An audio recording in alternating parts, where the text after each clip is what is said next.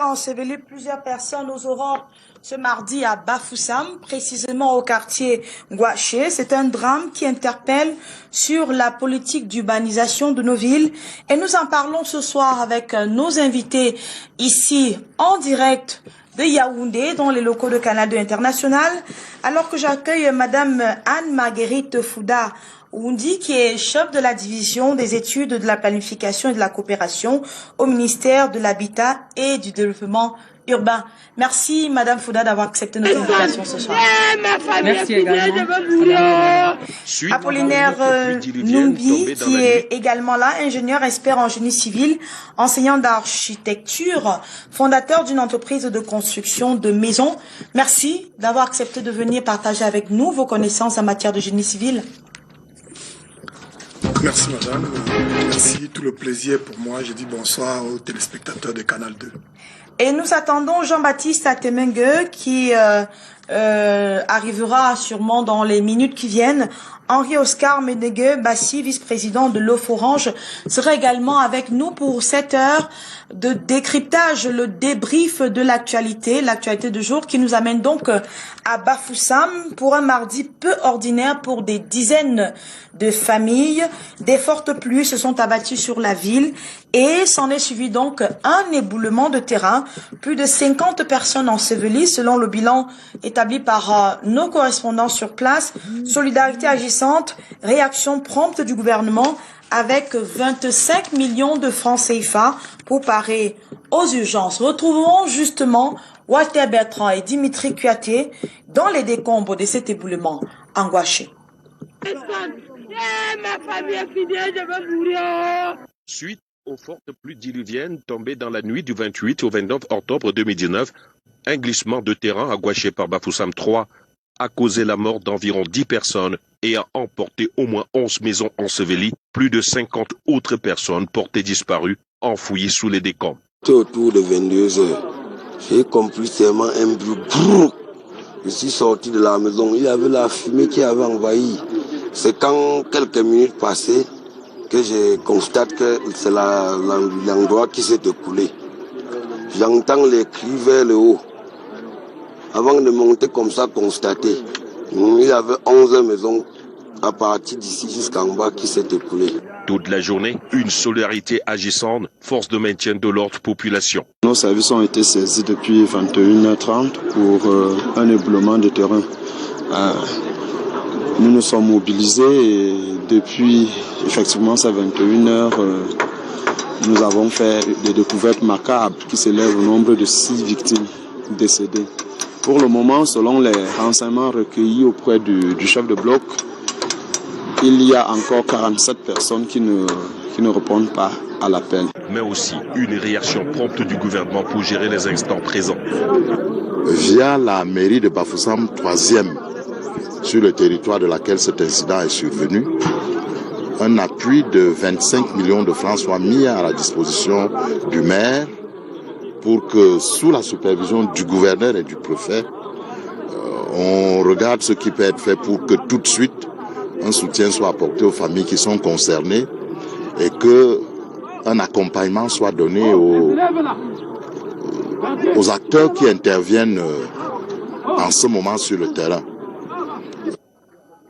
Un incident grave dans une zone hautement sinistrée. En attendant les résultats d'une enquête, la fouille continue pour tenter de retrouver d'autres corps sous ce lieu devenu un cadre de pèlerinage. Je commence par vous, Anne-Marguerite Fouda. Quelle est la situation en ce moment à Bafoussam? Bonjour encore Madame Yemelon et bonjour à tous les téléspectateurs de Canal 2. Ben, la situation à Bafoussam, je pense qu'elle a été décrite, c'est une catastrophe pratiquement. Il y a plusieurs maisons qui ont été ensevelies et on essaye, des fouilles sont en cours pour essayer de dégager les populations et de dénombrer. Mais ce que je peux vous dire, c'est que Madame le ministre de l'Habitat et du Développement urbain, dès ce matin, après une réunion de crise avec ses principaux responsables, ses principaux collaborateurs au ministère, a pris la route pour Bafoussam. Donc au moment où je vous parle, elle est en train d'arriver, je crois qu'elle est même déjà arrivée à Bafoussam, où demain, pour évaluer déjà la situation et prendre les premières mesures pour essayer d'aménager, comment dire, de voir avec les autorités sur place et prendre donc des premières mesures pour résoudre, non pas résoudre, essayer de soulager les populations et voir. Donc, on va faire cette évaluation sur le plan technique et demain, avec le gouverneur, je pense qu'elle a fait un communiqué ce matin pour annoncer une réunion demain avec les gouverneurs pour prendre donc les premières mesures pour qui permettront un peu d'améliorer, soit de voir comment accéder, soit d'aménager, et puis voir donc aussi prendre des mesures peut-être préventives.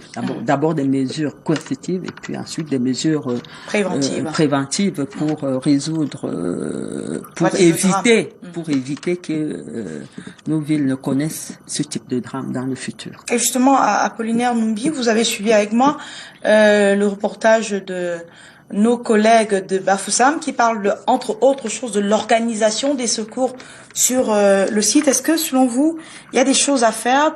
On parle de 47 personnes qui manquent à l'appel. C'est un décompte autour de 17 heures, donc il y a 1h30 environ. Est-ce qu'il y a des choses à faire pour sauver plus de vies que cela? Oui, madame, je crois que quand je vois ces images-là, que ce soit par les réseaux sociaux, il y a une urgence. J'ai la chance de travailler dans un projet structurant, un projet de barrage où nous sommes sensibilisés à ces questions-là. Et vous savez, un éboulement, c'est quoi? Pour ceux qui regardent souvent les télévisions européennes, c'est un peu comme une avalanche. De neige. À la seule différence qu'ici, c'est pas la neige, mais c'est la terre. Et les gens meurent de deux façons. Vous pouvez mourir parce que un caillou, un bloc de terre ou un morceau de votre maison vous a cogné. Vous pouvez aussi mourir parce que vous manquez d'oxygène. Alors, je suis ahuri de constater que la zone est devenue comme un terrain de football, comme un match de foot, où toute la population de Bafoussam est sur place et je ne vois pas trop de gens avec des seaux. C'est vrai que on ne peut pas demander que les gens agissent en désordre, parce que nos corps de sapeurs-pompiers sont formés à ça, mais qu'est-ce qu'il faut faire? Parce qu'au moment où on parle, peut-être qu'il y a des gens qui sont encore sous les décombres. Qui ont besoin d'être secourus. Donc, vraiment, d'urgence, ce que les gens doivent faire, c'est que chacun vienne avec un seau.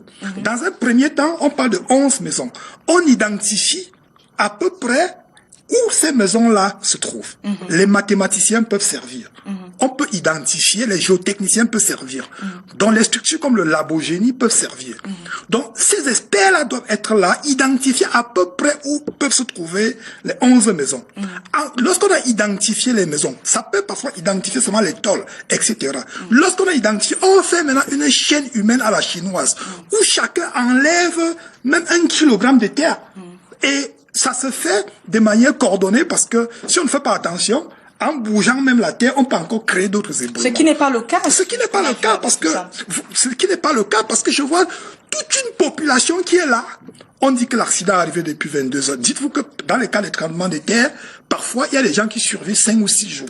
Donc l'urgence vraiment, c'est qu'il y ait une chaîne humaine parce que c'est le type d'accident où ce n'est pas le nombre d'engins qui peuvent intervenir. D'accord. Donc, si on met les proclins, les pelles chargées, etc., ça peut plutôt créer des dégâts. D'accord. Donc, vraiment, aux premières heures de cet accident, il fallait qu'il y ait plusieurs chaînes humaines qui agissent avec des seaux. Madame. À partir du moment où on a circonscrit à peu près où se trouvent les maisons. D'accord. Madame Fouda, est-ce qu'il y a une cellule de crise qui a été mise sur pied pour secourir ces personnes ensevelies sous la terre?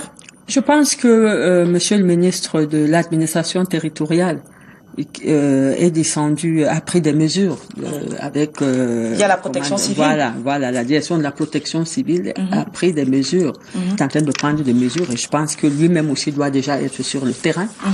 Et donc, il y a une cellule de crise. Nous, au ministère de l'Habitat et du Développement urbain, il y a une cellule de crise. Madame le ministre est partie déjà avec des collaborateurs, des techniciens, qui vont évaluer justement sur le plan technique les problèmes de comment on peut réaménager et comment on peut éviter les éboulements. Donc, mais Monsieur Numbi pose un problème de l'adhésion de la population en termes de gestes de premier secours pour ce type de problème? Est-ce que les populations elles sont sensibilisées à cela? Oui, mais justement, c'est ce que j'allais dire, que il faut, vous savez, nos populations ont besoin d'être éduquées pour la plupart. Les populations n'ont pas cette culture-là d'entraide. Il faut former les gens, il faut les sensibiliser, les former au premier secours. Et je suis sûre que c'est par ignorance qu'il n'y a pas eu c'est pas tellement parce que les populations ne voulaient pas. Il y a certainement eu personne pour leur dire, mais voilà. Qui doit les former, Madame Fouda? Je pense que c'est d'abord, c'est tout le monde, hein. Ça peut être la Croix-Rouge, ça peut être la protection civile, ça peut être même des politiques. Voilà, des politiques qui doivent éduquer les populations. C'est nous tous qui devons éduquer nos populations, les sensibiliser et les former à ce type de catastrophes qu'il faut dire sont malheureusement arrivent de plus en plus dans nos centres urbains. Et justement, peut-être pour être tout à fait complet sur l'historique de ce type de catastrophe, est-ce qu'il y en a eu comme ça au Cameroun par le passé? Ben oui, il y a eu, je crois, dans les années 2000, autour de 2010, il y en a eu à Limbé. Toujours comme ça sur des flancs de collines, parce qu'il faut dire que les populations s'installent sur les flancs de collines, sur les zones à risque, comme vous savez, les zones inondables, et tout, des grands centres urbains, et donc elles s'y implantent sans que les normes de construction dans ces zones soient respectées, parce que pour construire dans ces zones-là, dans de telles zones, il faut pouvoir avoir beaucoup de moyens et faire en sorte pour d'abord stabiliser le sol qui est argileux. Parce qu'il faut dire que les sols, là, on a bien étudié encore aujourd'hui les plans d'urbanisme qui ont été élaborés, parce que Bafoussam, il faut dire, c'est une des villes les plus planifiées. Elle a un plan directeur d'urbanisme et il y a un plan d'occupation des sols pour la commune de Bafoussam. De Bafoussam 3e, d'ailleurs pour toutes les 3 communes. Et donc, quand on regarde ces documents, cette zone a bien été identifiée comme une zone, comment dire, sujette, comme une zone exposée au risque de catastrophe. Donc non habitable. Donc non habitable. Et la communauté urbaine de Bafoussam l'a identifiée comme telle et a mis des croix de Saint-André sur les habitations qui ont été détruites. Et donc le sol est argileux, donc il est instable et par conséquent à tout moment il peut rompre. Et puis la pente est très très forte. On est dans les 10-20% de pente, et donc c'est une zone de plateau fortement vallonnée. Et tout cela peut donc expliquer qu'on se retrouve là quand on va construire sur de telles quand on laisse des populations s'installer dans sur une typologie de sol pareil. Merci à vous. Henri Roscar Bassi, vous nous avez rejoint, vice-président de l'offre Orange. Est-ce que vous vous attendiez à pareil drame dans une ville ou dans une commune comme Bafoussam 3 que Madame Fouda présente comme une zone bien planifiée, mais avec des espaces déclarés non habitables qui sont finalement habités par des personnes aujourd'hui ensevelies par des terres? Est-ce que c'était prévisible ce pareil drame? Merci Carole de me passer la parole. Bonsoir déjà à mes copanélistes, bonsoir aux téléspectateurs.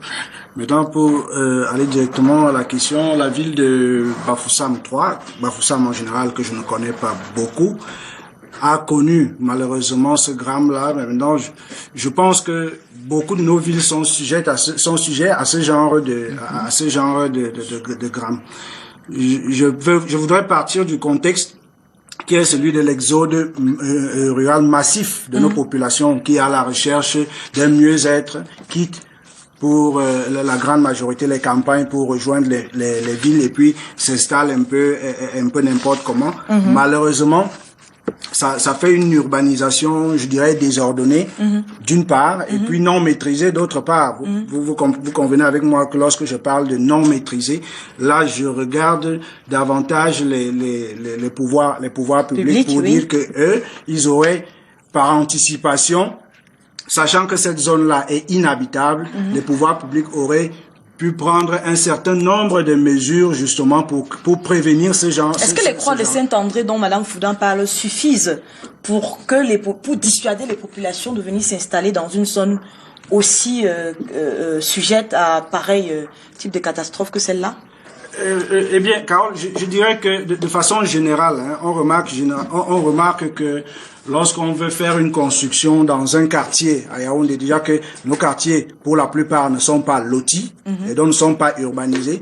C'est bien vrai que la commune peut arriver et mettre des croix de Saint-André. Encore faut-il que ceux-là qui sont justement les victimes de ces croix-là, je dis ça comme ça, est-ce qu'ils comprennent réellement ce que ça veut dire la croix de Saint-André? Ils n'ont pas été suffisamment éduqués. Maintenant, qui doit éduquer ces populations? Je dis, la responsabilité est à plusieurs niveaux. C'est vrai, les populations doivent déjà par elles-mêmes essayer de se former, mais il est très difficile de demander à quelqu'un qui sort le matin pour chercher la pitance quotidienne de revenir le soir après une dure journée, venir s'asseoir, commencer encore à chercher lui-même qu'est-ce qu'il faut faire pour maîtriser l'urbanisation. Donc c'est très compliqué. Donc moi je dirais qu'il y a beaucoup plus d'efforts, je demande beaucoup plus d'efforts au gouvernement pour que les populations soient davantage imprégnées des risques qu'ils encourent à s'installer dans ces zones inconstructibles. D'accord. Apollinaire, est-ce qu'on a vu les signes venir? Est-ce qu'il y a eu des signes avant-coureurs de ce type de catastrophe qu'on n'a pas vu et on a laissé faire? Ou qu'on a laissé faire, pardon. Oui. Je dirais que, généralement, pour les éboulements de ce type, il y a des signes. Des signes, c'est des fissures qui apparaissent subitement à flanc de montagne.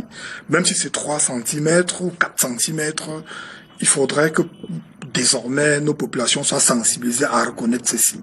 Parfois, c'est une source qui naît brutalement à un coin et il faut réagir. Et parfois aussi, c'est des fissures sur des maisons. Et il faut réagir. Mais il faut de l'érosion. Voilà, il faut reconnaître quand même que le problème, comme a dit mon copanéliste tout à l'heure, Henri Oscar. Voilà, Henri Oscar. Le problème est global, parce que il faudrait qu'on s'attende de plus en plus à des problèmes de ce type. Si ce n'est pas l'inondation, c'est les éboulements, etc., etc. Sur le plan sociologique, sur le plan même des habitudes d'habitation des personnes, il faudrait que les gens comprennent que on peut, même si on est pauvre, on peut vivre en hauteur. Voilà. Parce que avec la surpopulation, avec l'arrivée massive des populations dans les villes, parce que moi j'ai vu les images de cette zone. Il y a de très belles maisons là-bas. Il y a des maisons. Ce n'est pas une zone pour pauvres. Hein. Voilà, ce n'est pas une zone pour pauvres. Pas forcément pour les pauvres. C'est pas une zone pour pauvres. Il faudrait que les populations de nos pays comprennent que il est pratiquement impossible que chacun puisse avoir sa cour, son jardin, etc. Ça, c'est automatique. D'où la loi sur la copropriété. Voilà, la loi sur la copropriété. Le gouvernement, quelle que soit sa volonté, ne peut pas suivre sur le plan financier. Apporter de l'eau, apporter des systèmes de drainage, etc. Il faudrait vraiment que les gens prennent l'habitude de construire en hauteur et de vivre en hauteur. Parce que vous allez voir que parfois des gens qui habitent dans ces zones, c'est des terrains qui sont pas constructibles, c'est vrai. Mais si même quelqu'un qui a de l'argent veut chercher un terrain qui est constructible, si je prends le cas de Yaoundé, il va se retrouver très rapidement hors du Fundi. Il va aller négocier le terrain en Fou, à Monatélé, en Goumou, etc. Il est temps, sur le plan... Monsieur Jean-Baptiste Atemengue qui nous a rejoint. Voilà. Donc, je chute en disant qu'il est temps qu'il y ait au niveau de Yaoundé, tout au moins que je connais très bien, comment dire, c'est-à-dire que un système d'intégration des communautés urbaines pour travailler en synergie et éviter des situations pareilles. Parce que j'ai eu des cas où quelqu'un veut se construire dans un marécage. Quelqu'un qui avait des moyens. Et je lui pose la question, pourquoi il est obligé d'aller construire un marécage? Il se dit que non. S'il faut qu'il arrive à l'heure à son travail, il ne peut pas aller acheter un terrain viable ailleurs. Or, donc ça interpelle plusieurs professionnels. Oui, la question d'urbanisation globalement. On est en plein là-dedans. Le temps pour moi d'accueillir Jean-Baptiste Atemengue. On parle donc de cet éboulement. Nos reporters de Canal 2 International faisaient état de 47 personnes qui manquent à l'appel, 11 maisons ensevelies donc sous la terre. Et Madame Fouda nous disait c'était une zone dangereuse, déclarée non habitable, mais qui a quand même été habitée par des populations. À ce moment, à qui la responsabilité de ce pareil drame, d'un pareil drame? Qui porte la responsabilité? Bonsoir Carole, j'adresse d'abord toutes mes condoléances aux familles qui ont subi cette catastrophe quasi naturelle, même s'il y a une part de responsabilité humaine. À qui la faute? À tout le monde. Je veux dire, théoriquement, pour construire en ville, il faut une autorisation de bâtir. Si vous ne l'avez pas obtenue, vous n'avez pas le droit de construire, qui demande un dossier technique, un devis et un certain nombre de conditions pour vivre en ville. Mais notre société n'est pas à ce niveau d'application stricte de la loi. Et donc, il y a la tolérance et maintenant, quand il y a une catastrophe, on peut accuser Monsieur le maire, pourquoi vous avez laissé des gens construire sans détruire. Mais si les maires doivent détruire tout ce qui n'est pas autorisé dans nos villes, je crois que plus de la moitié des maisons habitées dans nos villes, y compris Douala et Yaoundé, qui est la capitale, seraient démoli. On l'a vu le délégué du gouvernement le faire à Yaoundé avec ce que ça lui a valu d'impopularité. Il l'a fait à certains endroits quand il y avait occupation de la voie ou alors quand c'était vraiment des zones inondables où il avait des projets de reboisement ou de jardins publics. Mais grosso modo, la plupart des gens qui ont bâti en ville n'ont pas d'autorisation et il ne faut pas se faire d'illusions parce que même si vous aviez des milliers de milliards à investir pour refaire nos villes, ça demanderait beaucoup de décennies. Figurez-vous que la Chine, qui a beaucoup de ressources, beaucoup de savoir-faire, en a, je crois, pour au moins un siècle, d'après les autorités elles-mêmes, pour faire les villes, reconstruire Pékin, toutes les villes, pour que ça soit aux normes de l'Union européenne, par exemple. Donc, et ça prend du temps. Nous n'y sommes même pas encore. Il faut engager ce chantier. Mais il faut se dire que au rythme de notre urbanisation, c'est un chantier de plusieurs générations pour remettre nos villes aux normes de ce que voudrait une cohabitation citadine, en tout cas urbaine. D'accord. Madame Fouda, est-ce que vous êtes consciente que la tolérance administrative ou celle de la mairie a engendré une dizaine de morts aujourd'hui à Bafoussam? Bon, je voudrais d'abord joindre vraiment ma voix à celle de mon prédécesseur pour adresser déjà les condoléances aux familles. Vous savez, quand il y a un seul mort, c'est toujours un mort de trop. Oui. Et donc, moi, vraiment, je voudrais pas être dans la logique d'une auto-accusation ou bien d'accuser un autre. Je pense que il vaut mieux qu'on se mette surtout, qu'on essaye de voir et de voir ce qu'il faut d'abord faire pour résoudre le problème. Donc, tirer les leçons de la situation. Justement, tirer les leçons et voir quoi faire. Tire de cette Alors, situation? qu'est-ce qu'on tire comme situation? C'est que le problème, comme l'ont dit mes prédécesseurs, c'est le problème d'une urbanisation qui est galopante et qui est très mal maîtrisée. Et pour cela, il y a des règles. On dit, il faut d'abord anticiper pour éviter qu'on ait de telles catastrophes. Il faut déjà planifier. Ça a été fait. L'État, les pouvoirs publics ont mis près de 150 millions de francs pour élaborer les documents d'urbanisme de la ville. Comme je vous ai dit, il y a un plan directeur d'urbanisme, des plans d'occupation des sols qui sont annexés qui ont des règlements d'urbanisme à respecter. Mais comme l'a si bien Jean-Baptiste Atemengue. Voilà, monsieur Jean-Baptiste Atemengue, personne ne respecte les règles. En fait, nous sommes dans une culture, on a une culture du laisser-faire, c'est-à-dire que personne ne veut respecter. Donc la responsabilité, c'est d'abord chacun d'entre nous. Comme il l'a si bien dit, même ici à Yaoundé, personne ne va chercher les autorisations. Vous savez, le principe dans toute ville, c'est que toute occupation doit faire l'objet d'une autorisation. Et ces autorisations-là, dans le contexte de décentralisation, sont délivrées depuis la loi de 2004 sur l'urbanisme et les lois de la décentralisation, sont délivrées par les maires ou, pour le cas des communautés urbaines, par les délégués du gouvernement. Et donc, Ces autorisations sont, il y a entre autres le permis de construire, il y a le permis de lotir, il faut un certificat d'urbanisme, il y a les permis même de démolir, parce que même pour démolir, il faut que vous ayez un permis, parce qu'en démolissant votre maison, vous pouvez comment dire, causer un préjudice aux voisins.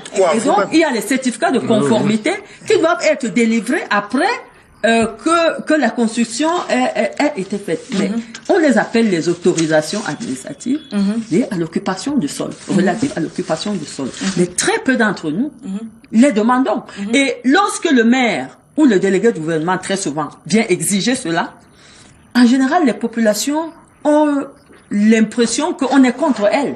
Alors qu'en fait, on prend ces mesures-là, on met ces règles-là pour éviter justement ce type de catastrophe. Donc, il y a un problème dans l'éducation. Et moi, j'ai pas envie de dire que c'est la pauvreté, c'est parce qu'on va chercher son pain. Non. Il faut pas lier cela à la pauvreté. Il y a des pays où on est pauvre et où les gens respectent quand même les plans. Mais chez nous, on ne respecte rien. D'accord. On ne respecte aucune, même le code de la route, personne ne le respecte. Henri Oscar. Et donc, on ne peut qu'arriver. À qui la faute donc maintenant? Est-ce que ce n'est pas aux politiques qui n'ont pas envie de dire la vérité aux citoyens de peur de les brusquer? Parce que mine de rien, ils ont quand même besoin, ces politiques, des voix de ces citoyens à la fin, non? Pour ce qui concerne les mairies, dans le cas d'espèce. Bon, voyez-vous, Carole, on constate que les gens s'installent d'abord. Et puis les politiques viennent après. D'accord. Vous convenez avec moi qu'il est très difficile pour quelqu'un qui est déjà installé, parfois depuis plusieurs années, de lui dire, bon voilà, il faut déguerpir, et parfois sans compensation. Mais comment on les laisse installer? C'est ça la question. Pourquoi est-ce qu'on les laisse installer? On a l'impression que ces gens-là se sont installés alors qu'il n'existait rien. Parce qu'on les a vus venir, non? On les a vus construire, faire des parpaings, monter des maisons. Exactement. Mais pourquoi est-ce qu'on a laissé faire pour venir agir après? C'est ça la difficulté. Et c'est là où l'État porte son entière responsabilité. Parce que si elle n'a pas agi au moment où ces populations venaient s'installer, elle en tire les pleines conséquences de ces gens. Donc on porte la responsabilité de ces morts. Même si on va dire, oui, il y a une part de responsabilité également des populations, mais je crois la grosse responsabilité revient à l'État. Apollinaire nous dit? Oui, moi je suis pas totalement d'accord quand on veut indexer l'État sur des cas comme ceux-ci. Bon, peut-être pour les inondations, dans certains cas, on peut se dire, ok, on aurait pu suivre juste le lit d'un fleuve et voir ceux qui exagèrent, qui construisent dans l'eau. Mais je vous dis, pour un accident comme un éboulement de terrain comme ça, c'est vraiment difficile. Moi, je crois qu'il faut interpeller les populations. Il faut interpeller les populations. Nous sommes dans un pays où les gens, généralement, sont individualistes. Monsieur Numbi, le problème, c'est quoi? C'est que on voit des maisons pousser dans des zones qui sont déclarées inhabitables. C'est ce que Henri Oscar essaye de nous dire. Comment on n'a pas pu surveiller et se dire, chaque population, cette zone, vous ne pouvez pas construire dessus. Je dis, ok, c'est vrai que le maire peut venir mettre les croix et même détruire les maisons, etc., etc. Parce qu'elles portent atteinte à leur propre vie, ces populations. C'est vrai, ils le font pas parce que il y a une dimension sociale qui est très importante. Et peut-être politique, non? Quand quelqu'un n'a pas une tôle au-dessus de sa tête, c'est une catastrophe. D'accord. Ça entraîne plein de choses, les maladies, etc. Ce qui fait que dans tous les pays, même en Occident, même en Chine, on fait toujours un effort pour ne pas déguerpir les gens. Mais moi, j'interpelle plutôt les gens qui habitent dans ces zones. On vous dit telle zone est inconstructible. Il y a des menaces, il y a des dangers. Mais vous-même dans le quartier, vous ne vous organisez pas pour, comment dire, veiller même à ces différents risques. Moi, je vous dis, un éboulement, les géotechniciens pourront peut-être me démentir, mais un éboulement, généralement, il y a quelques signes avant-coureurs. Donc, dans un quartier comme celui-là, il faudrait que les gens s'organisent, soient même formés avec le concours de l'État, pour essayer de voir qu'est-ce qui peut être fait, ou bien comment anticiper et prévenir un certain nombre de dispositifs comme ça. Et même dans la construction des maisons dans ces zones-là, il y a ce qu'on appelle des cages de sécurité. C'est les Japonais qui ont inventé ça. C'est-à-dire que si vous êtes dans une zone ou sujette à des éboulements, vous pouvez faire ce qu'on appelle une cage de sécurité, parce qu'il y a des personnes qui meurent brusquement. Mais il y a d'autres personnes, c'est-à-dire que le glissement vous ça, c'est déjà des doucement, modèles doucement. quand on a accepté avoir conçu sur une zone qui est une zone à problème. Le problème ici, c'est que les populations n'acceptent même pas que c'est une zone à problème. Oui, mais faut qu'on s'entende là-dessus. Vous permettez que j'ajoute, je dirais juste, je prends un exemple. Vous verrez que dans ces zones-là, il y a des boutiques où des impôts sont perçus. Mais pourquoi? Alors que ces boutiques-là sont situées dans des zones inconstructibles. Mais pourquoi est-ce qu'on perçoit l'impôt là?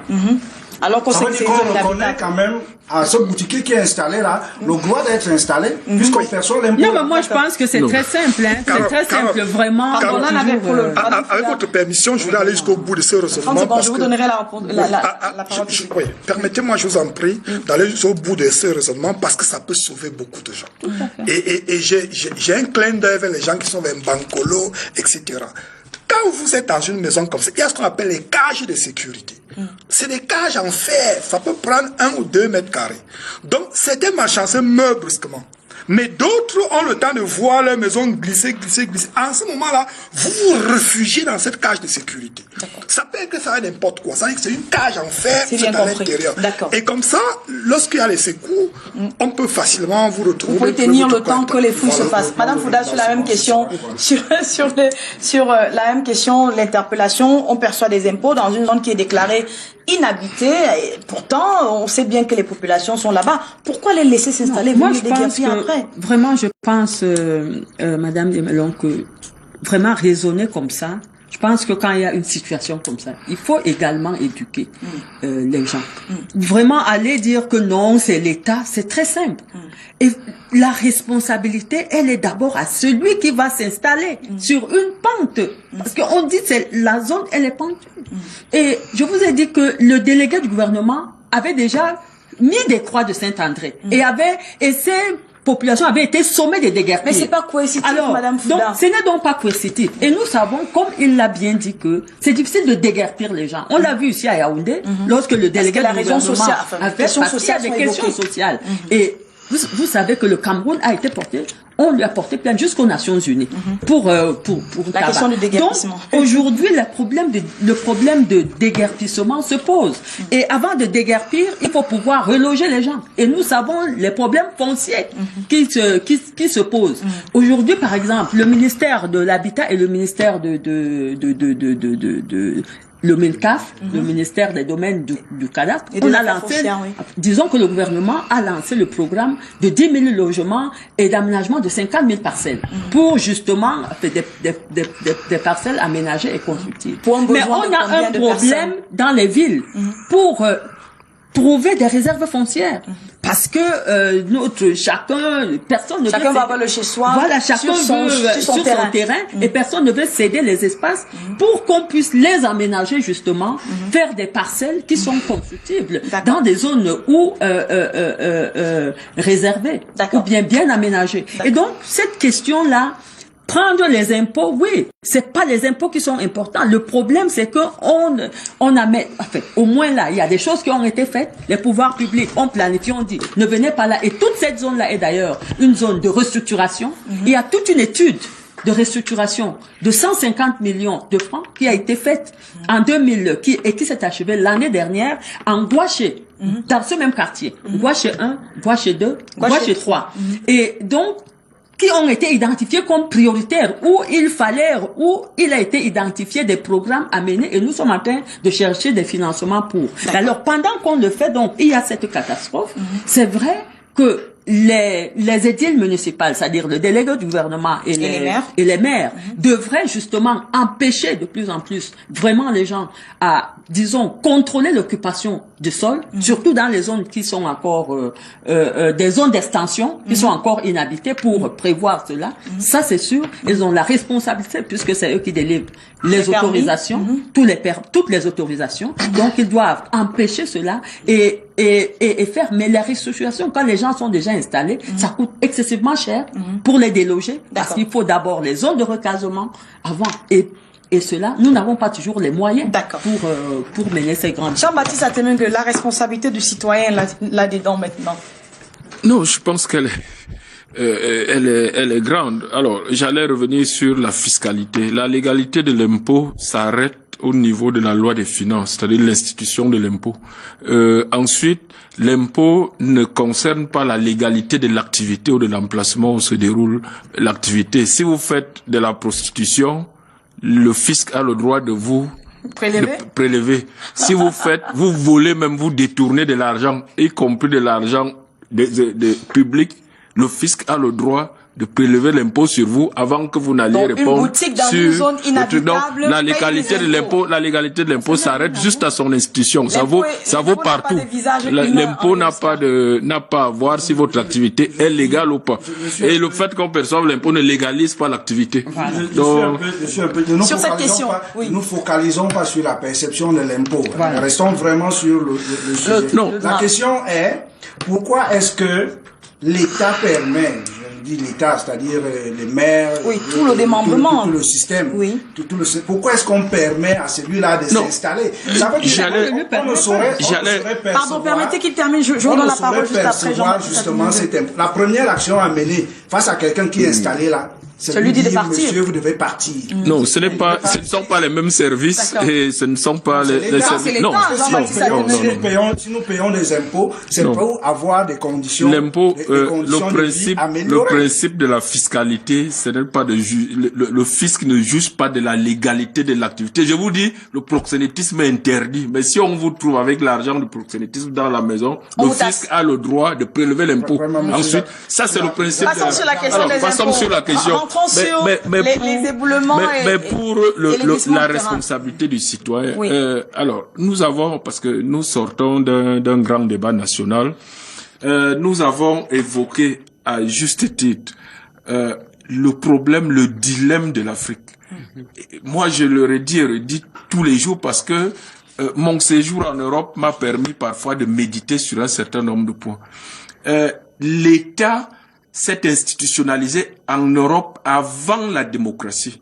Ça veut dire que la norme à Paris, on a dit aux uns et aux autres, si vous bâtissez sans égout, sans connexion à ceci, sans telle condition, on détruit, point. Il n'y avait pas de démocratie.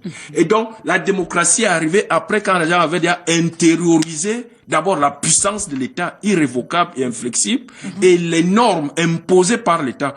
Or, nous ici, nous voulons faire les deux en même temps. Institutionnaliser l'État qui doit s'imposer et démocratiser. Mais à qui la responsabilité dans le cas d'espèce? Alors, vous avez évoqué les politiques aujourd'hui. Les politiques eux-mêmes sont les premiers, passent forcément sur l'État. Depuis 90, un certain nombre d'hommes politiques ont institutionnalisé l'incivisme comme principal mode d'action politique. On le dit et redit, mais quand vous voyez la société camerounaise fonctionner aujourd'hui, tout le monde est dans cette logique. C'est-à-dire que le Ben Sekiner, il viole le feu rouge, vous le percutez, comme ils sont nombreux, démocratiquement, ils vous tombent dessus et ils disent que votre véhicule est issu d'argent détourné. De toute façon, c'est vous qui dirigez le pays, ils n'en ont rien à faire. Et donc, on a institué l'incivisme comme norme. Et ça, c'est du fait de nos adversaires politiques. Or, quand bien même l'État veut s'imposer, on sort d'un certain nombre de décisions libérant des acteurs politiques, parce qu'ils estiment que si le sous-préfet dit ne faites pas ceci, moi j'en ai rien à foutre, je dois le faire, parce qu'on est en démocratie. Donc c'est ça qui s'est généralisé depuis les années 90. Les premiers mots d'ordre en 90 ont été amnistie fiscale, on ne paie plus les impôts, amnistie, incivisme fiscal, boycott de ceci de l'État, on ne fait plus rien, donc on instaure l'anarchie.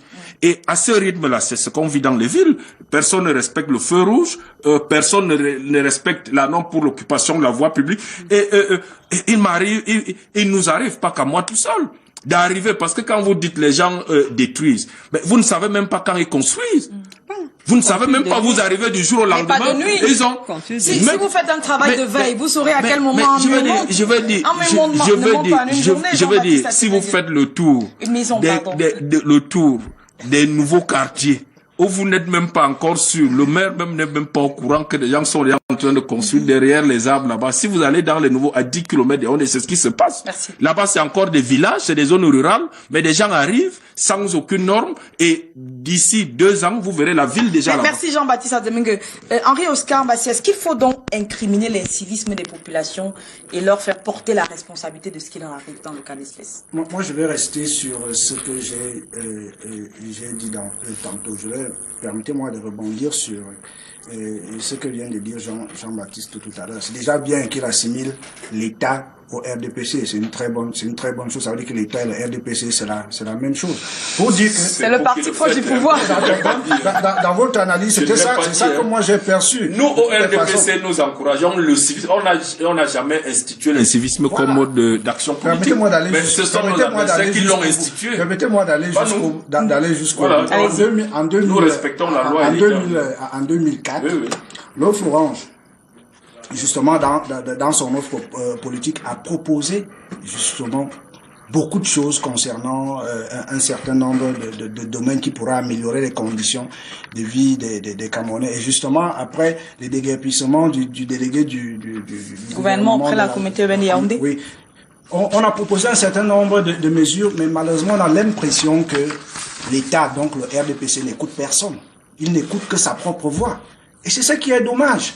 Il y a des solutions qui sont proposées. Quand vous dites que vos adversaires politiques sont devenus des acteurs de l'incivisme, je ne suis pas d'accord. Il y a des propositions qui sont faites, mais qui ne sont jamais prises en compte par le système gouvernant. Qu'est-ce qu'on fait en ce moment? Oui. Apollinaire Numbi, qu'est-ce qu'on fait? Oui, je suis un peu perdu dans ce débat des politiciens et consorts. Non. Le technicien, c'est normal. Voilà, je préfère vraiment qu'on insiste. Donner au moins une fois la possibilité que les techniciens puissent parler. C'est pour ça que vous merci madame. Dans une ville, que ce soit Yaoundé ou Douala et même pour le cas de Bafoussam, les zones inconstructibles qui peuvent tuer les gens, c'est pas trop. Il n'y a pas trop de zones comme ça. Il y a les éboulements, il y a les inondations, il y a les immeubles qui s'écroulent sur les gens. Mais je dis, c'est très très facile d'identifier ces zones-là. Mais qui doit les identifier et comment les identifier? C'est-à-dire que le minimum, vraiment le minimum pour une mairie, c'est d'identifier les zones où on ne peut pas construire. Et quand ces zones sont identifiées, il faut que peut-être des mesures fortes soient faites. Si les mesures fortes ne sont pas faites, dans le but de détruire, etc., qu'on forme ces gens. Comment faire lorsque vous vivez dans une zone inondable, bien vous vivez dans une zone où il peut y avoir des éboulements, vous devez avoir une formation spécifique à ce qui peut se passer dans cette zone. Pardon, mais qui délivre cette formation? C'est les mairies qui viennent un matin et disent, vous du quartier X, nous allons vous former. C'est qui? Je dis, la plupart des gens, on déplore, dans le cas de Bafoussam, on déplore la mort de chefs de famille, mais on déplore aussi la mort de beaucoup d'enfants. Je ne vois pas un chef de famille, qui sachant que ses enfants sont en danger, peut peut-être, n'est-ce pas, ne pas suivre et même payer pour des formations de ce type.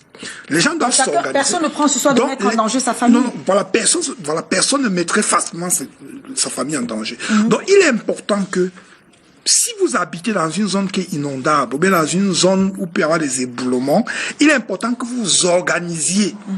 Et que vous essayez de changer. De toutes les façons, moi, je profite pour annoncer à la population que l'association nouvelle des élèves et ingénieurs diplômés des écoles polytechniques du monde, aujourd'hui même, a créé une structure civile, pas étatique, qui s'appelle SOS Catastrophe.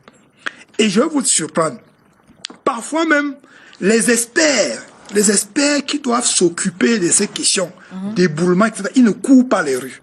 Et je vais encore vous surprendre en disant que on parle ici de mouvements de terre, des terres extrêmement importantes. Je ne fais aucune publicité à personne. Mais je dis, le professeur Dieudonné Bissot, qui a travaillé sur d'importants mouvements, qui a travaillé sur d'importants mouvements de terre au barrage de Menvelé, il doit être sollicité pour un cas comme celui-ci. D'accord. Parce que dans un pays comme le Cameroun, les ressources pointues pour résoudre ce genre de problème ne court pas les rues. Exactement. Parce qu'on parle maintenant d'accidents à 100 On en mètres de vient aux profondeur. solutions, si vous le voulez bien. On en vient aux solutions. Le temps de prendre une petite page d'annonce. On vous revient tout de suite sur ce plateau avec la suite de ce débrief de l'actualité. À tout de suite.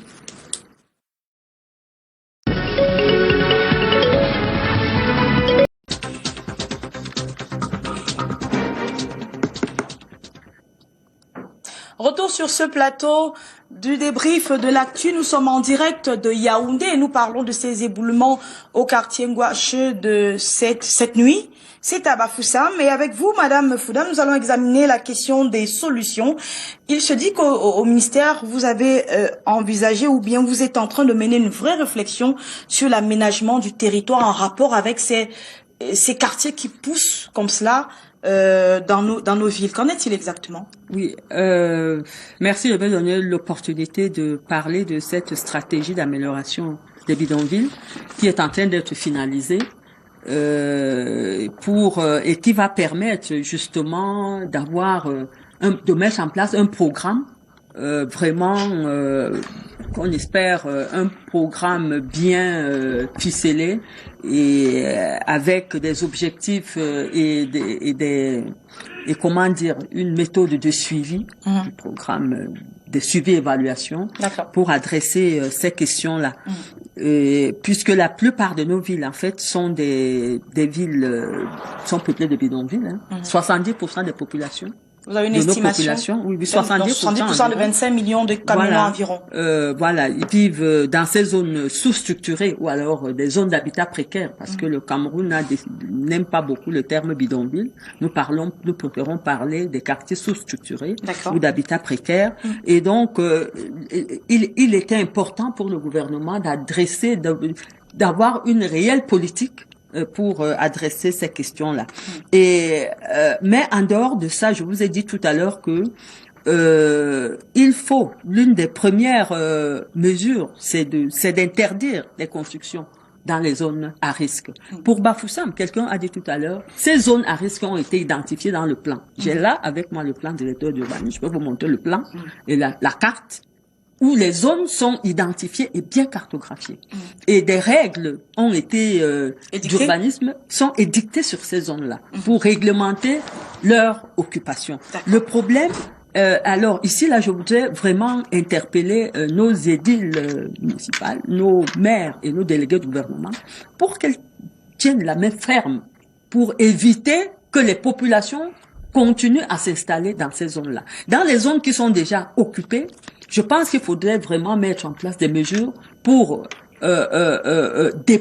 pour voir comment déplacer ces populations et les réinstaller dans des zones plus constructibles. L'autre solution, c'est donc de faire respecter les règles d'urbanisme et de construction principe. C'est-à-dire que comment on les fait respecter? Lorsqu'on a un plan d'urbanisme, comme c'est le cas à Bafoussam, où les plans sont là, avec des règlements d'urbanisme qui sont annexés, il faut mettre en place d'abord un système, comment dire, il faut mieux organiser la délivrance des autorisations liées à la construction.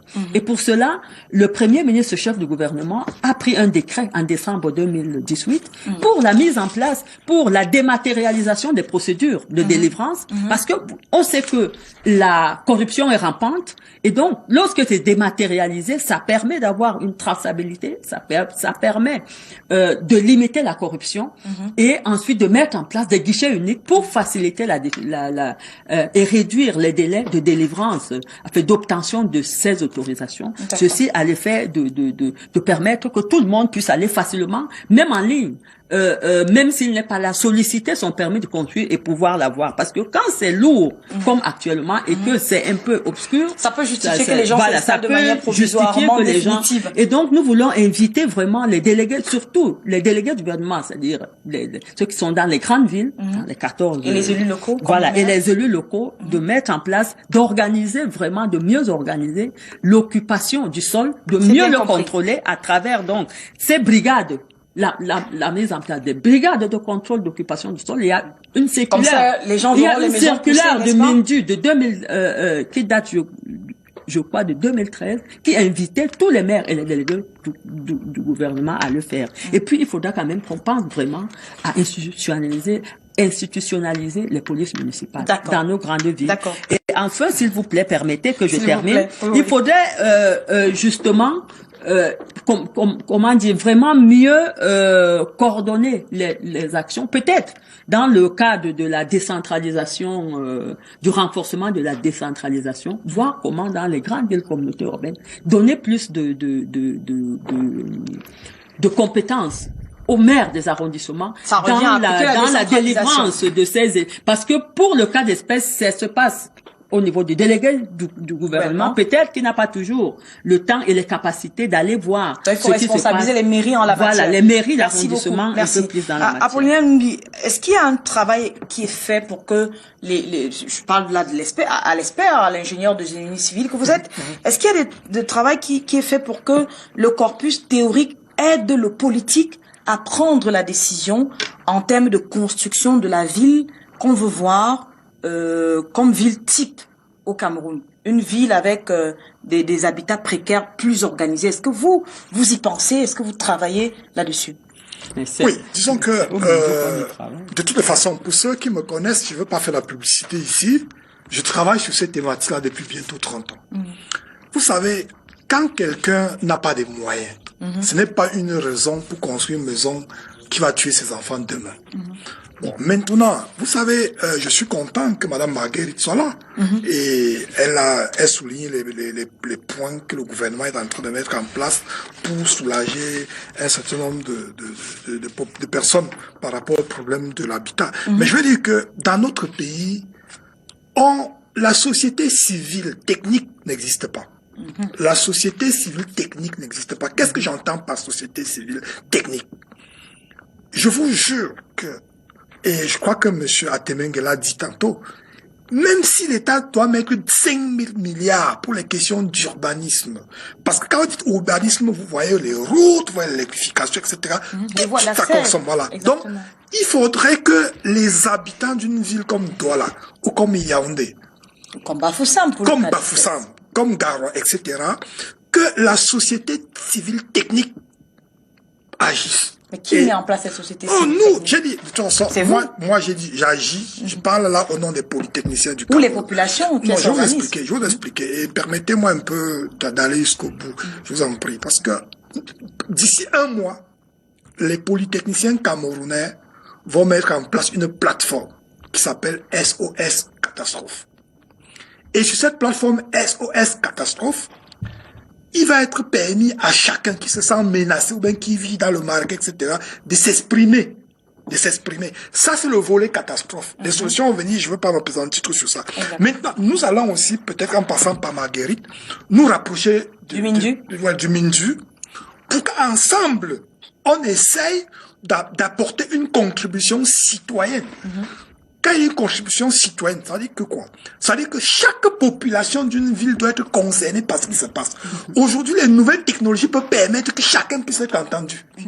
Donc, le gouvernement seul ne pourra jamais résoudre ce problème. À Douala, on organise ce qu'on appelle les agoras, dont on invite les populations à venir parler avec... Non, venir parler, même dans une ville de 4 millions, tout le monde peut pas venir parler. C'est des ordinateurs qui doivent gérer ça. Et j'ai dit, bon, je prêche peut-être pour la chapelle des polytechniciens, mais c'est la réalité. Et ces compétences sont là. C'est-à-dire, c'est pas qu'on va aller les chercher.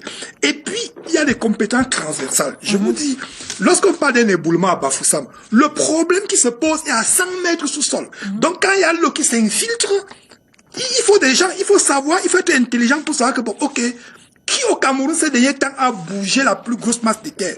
C'est le professeur Bissot du barrage de Memvele. Il faut l'associer à ça, avec les experts qu'il a formés. Donc je dis, nous, on va agir pour essayer, si le gouvernement nous reçoit, parce que parfois aussi, on a de très bonnes idées, mais vous allez dans l'administration, et quand peut-être les administratifs voient qu'ils n'ont rien à gagner ou à manger, ils rejettent. Or, sachez que les plateformes comme ça peuvent permettre que les Camerounais et la diaspora, qui pour certains travaillent dans les villes modernes, puissent apporter leur contribution. C'est bien compris. Donc, si nous allons essayer, et si ça ne marche pas, je reviendrai encore vous voir. Vous le prendrez à témoin. Voilà. Merci. Henri Oscar, comment mettre en place une politique de la ville telle qu'on rêvent d'en avoir dans ce pays. Est-ce que vous pensez à contrôler l'action, notamment sur la politique d'urbanisation qui est menée par le gouvernement en place? Si oui, comment est-ce qu'on sanctionne cela? Bien, pour nous, le problème, il n'est peut-être pas simple, mais il est possible. Il est possible justement de trouver une solution à ce problème qui est le problème d'urbanisation sauvage et peut-être d'autres. Alors, ce que nous proposons, c'est la délocalisation des grandes villes. Il faut créer des nouvelles villes. Pourquoi? On constate que les populations sont déjà installées sur les sites actuels. Il devient très difficile, même pour faire une route. Tout à l'heure, avant de venir dans votre studio, je suis passé par le carrefour. C'est embouteillé. Bouché, totalement. C'est bouché, totalement bouché. Il y a 2 policiers là qui essayent de mettre l'ordre, mais c'est difficile. Il faut donc délocaliser les grandes villes, en créer des nouvelles. Mais pour créer ces nouvelles villes, il faut des préalables. Madame a parlé tout à l'heure des plans, des plans d'urbanisation. Bon, je voudrais, sans être spécialiste de l'urbanisme comme Madame, dire que il y a peut-être une limite à ces plans-là. Je peux me tromper. C'est que on remarque que les plans d'urbanisation s'intéressent davantage aux lieux où les gens sont déjà installés, qui sont déjà urbanisés. Je dis, je peux me tromper. Alors, je dis, il y a donc des préalables qu'on devrait mettre en place, notamment ces plans d'urbanisation là. Et puis maintenant, permettre aux populations, sinon même encourager des projets comme celui des 10 000 logements et l'aménagement des 50 000 parcelles qui aujourd'hui, Dieu seul sait à quel niveau ces projets-là se trouvent, parce que ça a déjà mis beaucoup de temps et jusque-là on ne voit toujours pas émerger ne serait-ce que la moitié des 10 000 logements et des 50 000 parcelles à aménager. Donc il y a ça. Il faut délocaliser ces grandes métropoles. C'est déjà bien pour la stratégie d'amélioration des bidonvilles, même si ce terme fait mal, mais acceptons-le parce que c'est ça notre réalité à nous.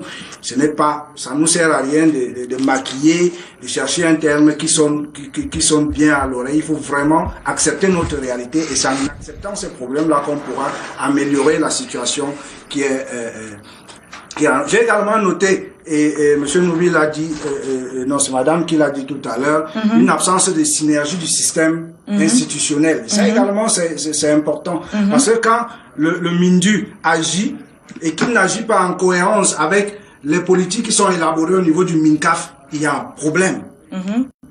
Il y a également d'autres institutions étatiques qui interviennent seulement dans le foncier. Quand ces institutions-là n'agissent pas de façon coordonnée, le MINDU a beau inventer ou mettre en place un certain nombre de mesures pour améliorer l'habitat au Cameroun, qu'il y aura toujours des problèmes parce que le MINCAF, comme l'a dit monsieur Dubuc tout à l'heure, certains fonctionnaires au niveau du MINCAF ne vont pas trouver leur intérêt là et du coup vont prendre toutes les solutions qui seront amenées et les mettre de côté. D'accord. Je voudrais terminer.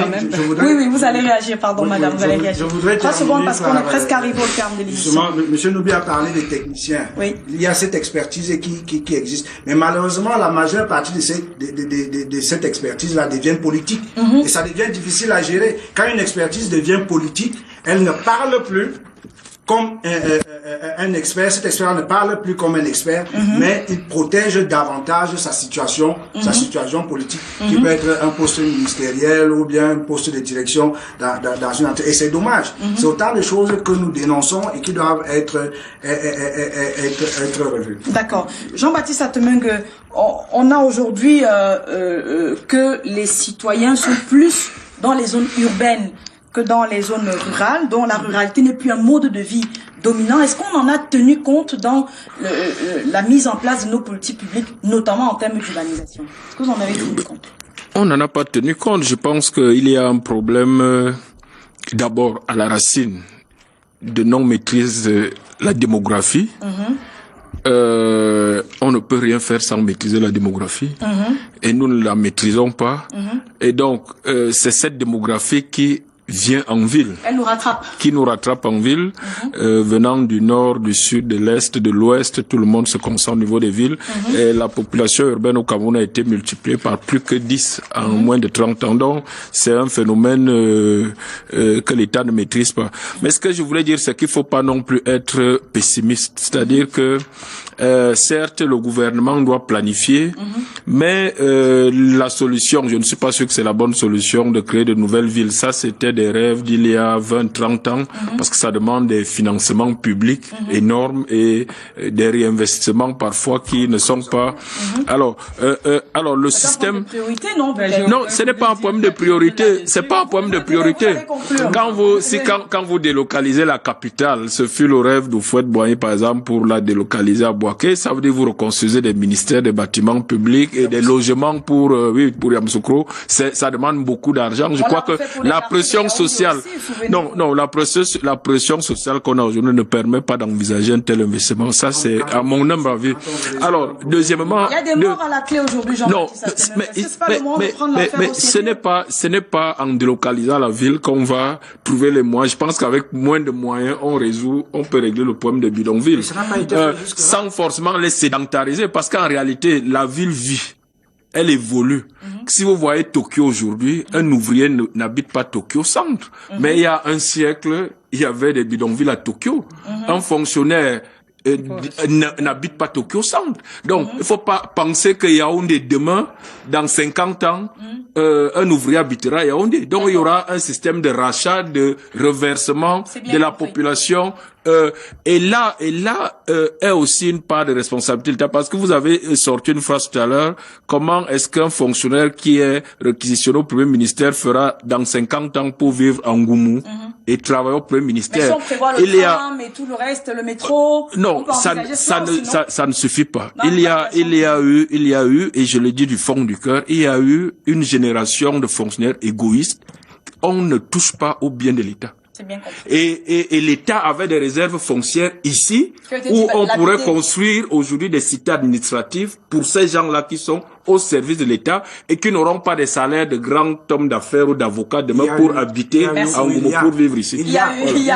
Merci. Donc c'est un problème de malgouvernance. Non mais c'est le même problème avec les logements sociaux. Moi je pense que c'est un ministère qui a un grand chantier, mettre en place des fondations, mais je vous dis l'urbanisation c'est moderne, c'est sur au moins un siècle. Ce n'est pas un ministre seul qui règle ce problème. J'espère que je peux placer un mot. Oui, juste pour dire qu'en fait, le gouvernement travaille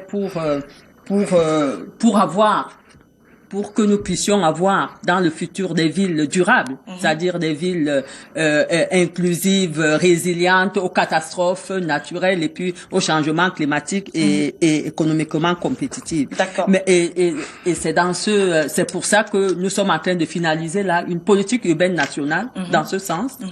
Et puis une politique nationale de l'habitat qui vraiment adresse ces questions-là. Et je voudrais dire que dans le cadre de ces politiques, même dans la stratégie des bidonvilles, il y a une question des villes nouvelles. Mais en fait, les villes nouvelles ici, il faut pas les comprendre comme une délocalisation de Yaoundé pour aller créer, parce que ça n'a même marché nulle part. Quand on a créé Abuja, en pensant résoudre le problème de Lagos. Ça ne marche pas. Abuja est une nouvelle ville. Abuja est une nouvelle ville qui commence à connaître. Qui est presque une reproduction de Lagos. Pareil au Brésil avec Brasilia et Sao Paulo. Et donc, le fait ici, c'est que les villes nouvelles sont créées dans les zones d'extension. Et je voudrais dire à messieurs que les plans, d'urbanisme sont faits, on planifie pas seulement les zones habitées, mais on planifie même surtout les zones qui sont non habitées. Et donc, c'est là-bas, c'est sur les zones d'extension qu'il faut donc maintenant faire des plans de lotissement. Et c'est pour cela que il faudrait que, en fait, comme solution que nous préconisons, c'est que les permis de lotir précèdent les permis de construire. C'est-à-dire qu'on aménage. Amplifier ce que la maïture fait. Voilà. Merci. On fasse donc les zones d'aménagement qu'on a fait. concertée autour de ces zones-là pour mieux les aménager. Et je voudrais vous dire, enfin oui, pour terminer, que dans le cadre de la planification post-DSCE, le gouvernement est en train justement d'envisager de mettre en place un programme de modernisation des villes camerounaises et qui va d'abord commencer dans les 14 communautés urbaines. Donc ce programme-là est en train d'être mis en place où il sera mis environ plus de 100 milliards de francs. Mais en attendant, il y a au moins 37 morts. Bilan non officiel. Actuellement, à Bafoussam, une cinquantaine de corps encore ensevelis. On a dit une dizaine de maisons sous les décombres. Peut-être il va falloir accélérer un peu tout ce qui est fait comme processus dans l'urbanisation de nos villes. Madame Anne-Marguerite Fouda, merci d'avoir accepté notre invitation. Henri-Oscar Mbati, Apollinaire Numbi, Jean-Baptiste Atemengue, merci à vous d'être venus débriefer cette actualité avec nous. Le journal, c'est tout juste après, dans quelques minutes seulement. Restez sur Canal D International puisque l'information se poursuit. À demain avec d'autres invités et un autre thème au débat.